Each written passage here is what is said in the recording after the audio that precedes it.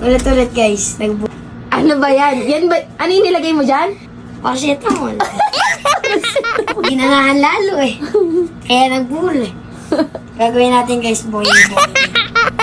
Hello mga mami, susunduin na nga namin si Kyle ngayong lunch. Sakto nga, bago kami pumunta dito, tumawag na nga rin siya. Lalabas-labas nga lang daw nila ng room nila. Pagdating ko naman dito sa school nila Kyle, nakita ko nga si Ella na bumibili dito sa may labas kasama yung mga classmates niya. Lalabas-labas nga lang din daw nila ng room nila tapos iniwan na nga rin siya ng mga kaklase niya dahil nagpaiwan na nga siya. Wala nga yung mami at daddy nila dito, kaya naman ito, dinalan ko na nga muna sila dito ng Jollibee. Sabi ko nga sa kanya, siya na lang yung mag-abot kay Iya. Dahil wala na nga din talaga akong balak pumasok sa loob. Paano ba naman kasi, baka nga ako nagiintay na nga si Kyle sa may upuan dun sa malapit sa gate. Ngalawang araw na nga ngayong hindi pa nakakauwi yung mami at daddy niya dahil may emergency nga. Ito lang din kasi talaga may itutulong ko, kaya naman sabi ko nga sa kanya, kumain na rin talaga sila. Paalam na nga din pala ako kay Ella dyan at kanina pa nga talaga siya iniintay ng mga batang lalaki dito tapos nakatitig sa kanya, Diyos ko po. Hindi nga namin makita si Kyle kaya naman pumasok na nga kami dito sa loob ng school nila. Hindi rin pala sinasagot ni Kyle yung tawag ng daddy niya, Diyos ko po. Pumunta nga kami sa room nila pero wala si Kyle tapos nakita namin ulit si Ella, nandito nga daw si Kyle. Kaya naman pinuntahan nga kaagad namin si Kyle dahil alas 12 na nga nito, maya-maya ay papasok na nga rin siya kaagad, Diyos ko po. Diyan na din kasi talaga tumatambay si Kyle at hindi na rin talaga siya pumupunta sa gym. Alam ba naman kasi may trauma na nga daw siya doon sa nangyari sa kanya. Tapos nakita nga namin si Iya dito, hindi pa nga kumakain pero tingnan nyo naman kakatoothbrush nga lang daw niya, Diyos ko po. Pagkatapos nga kumain ni Kyle sa bahay, naligo na rin yan at nagpalit na nga rin ng shirt niya. Pati nga boxer, pinapalitan na din talaga yan ni Kyle. Kaya gustong-gusto nga rin niya talagang umuwi sa bahay. Ano ba naman kasi nakakapagpahinga siya ng konti, tapos nakakapaligo pa nga daw siya at nakakakain talaga siya ng maayos. Pagkatapos nga naming ihatid si Kyle, dito nga kami dumiretso. Nagpastring nga sila kahapon ng daddy niya, ngayon pa nga lang namin nakukuha.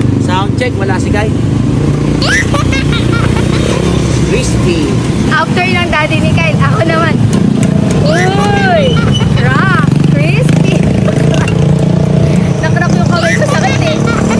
Wala ngang magsa-soundcheck, kaya naman tinry na nga talaga namin ng daddy niya, Diyos ko po. Bago nga kami umuwi, syempre, dadaan muna kami dito sa may Adams Blend. Nako, Diyos ko, kung alam niyo lang, madalas talaga kaming bumili sa kanila kapag inahatid namin si Kyle sa tanghali sa school nila. Ano ba naman kasi, ang sarap talaga nito. Tapos, nung kinahapunan naman, tignan niyo naman, pagkasundo namin kay Kyle, grabe talaga ang panguuto niya. Abot ang kiss sa amin ng daddy niya. Gugutom nga daw siya, pero ititreat niya nga daw kami ng daddy niya. Pero ang ending, pagdating namin dito, ang daddy pa rin niya ang nagbayad, Diyos ko po. Pero siya naman pala talaga, pero ang daddy lang talaga niya yung makulit. Kaya naman hinayaan na nga din talaga ni Kyle para daw nakatabi pa rin daw talaga yung budget niya. For sure, yoyo na naman talaga ang bibilhin nito. In-order ni Kyle dito yung set A, tapos ako naman spaghetti lang, tapos nagulat ako dahil pinatikim nga ako ni Kyle ng chicken, Diyos ko po. Hindi na rin talaga ako nag-chicken dyan, merienda lang talaga to dahil mamaya nga pag-uwi sa bahay, kakain nga ulit kami ng hapunan. Daddy naman niya, nag-mix and match lang. Pagdating naman dito sa bahay, nagpababa kami ng kinain namin nila Kyle. Nagulat ako dahil tinulungan nga ako ni Kyle ditong magwalis. First time talagang ginawa ni Kyle yan dito sa bakuran. Kaya maya tumulong na nga din pala yung daddy ni Kyle dito sa amin para mayari na nga din talaga kami kaagad. Kakawalis ko nga lang talaga nung isang araw dito pero tignan nyo naman sobrang dami na naman nga talaga. Laglag na mga dahon dito. Natapos na nga ni Kyle at ng daddy niya yung sa kabila kaya naman dito tinulungan na nga nila akong dalawa. Pagkatapos naman naming magwalis, hindi pa nga silang dalawa na siyahan. Kaya pa nga ni Kyle yung daddy niya na maglaro dito ng badminton. Ang tagal na din kasi talagang hindi nakakapaglaro niya ni Kyle. Scorean nga sila dito, talo yung daddy niya kaya naman ito lumusot nga yung daddy niya sa kanya, Diyos ko po. Ito nga po pala yung binili ko sa TikTok na paracetamol o tube oil. Oh, dito para sa mga tao ah.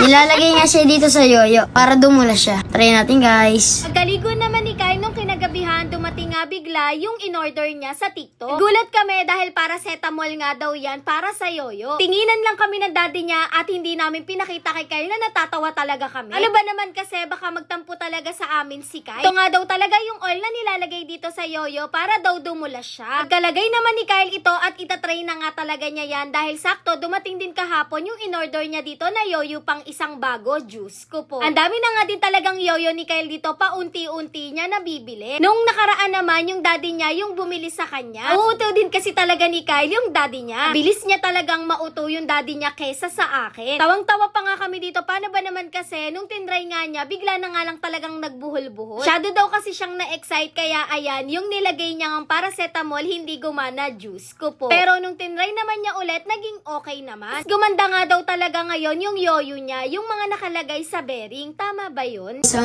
effective nga po pala niya. Oh, galing! Boing, boing. Isa pa. Uy, galing! Oh! Yun lang. Thanks for watching. Bye-bye.